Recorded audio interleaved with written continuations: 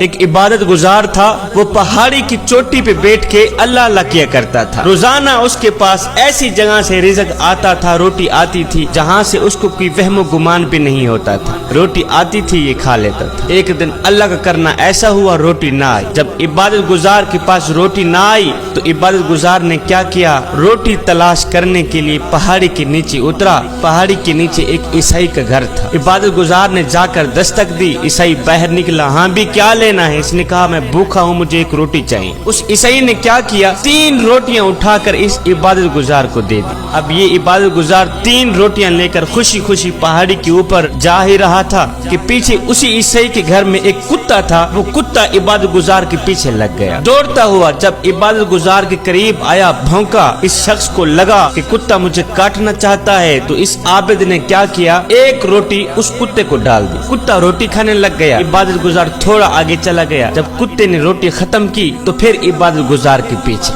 اس کے جیسے ہی قریب گیا بھونکا، اس کو لگا کتا مجھے کاٹنا چاہتا ہے، تو عبادت گزار نے دوسری روٹی بھی کتے کو ہی ڈال دی۔ کتا روٹی کھانے لگ گیا، عبادت گزار تھوڑا آگے چلا گیا۔ دوسری روٹی جب کتے نے کھائی تو پھر عبادت گزار کے پیچھے اس کے قریب گیا بھونکا، اس کو لگا کتا مجھے پھر سے کاٹنا چاہتا ہے، تو عبادت گزار نے تیسری روٹی بھی کتے کو ہی ڈال دی۔ تیسری روٹی بھی کتے کو ہی ڈال دی۔ جب کتے نے تیسری روٹی ختم کی پھر عبادت گزار کو بھونکنے لگا، کاٹنے لگا۔ جب تیسری مرتبہ بھی کاٹنے لگا تو عبادت گزار نے کہا، او کتے، او تھوڑی سی تو شرم کر، اور تیرے مالک کے گھر سے مجھے 3 روٹیاں ملی تھی، میں نے تینوں کی تینوں تجھے ڈال دی، اس کے باوجود بھی تو مجھے کاٹنا چاہتا ہے، اور تجھے شرم نہیں آتی، حیا نہیں آتی۔ اس کتے کو میرے اللہ نے بولنے کی طاقت دی۔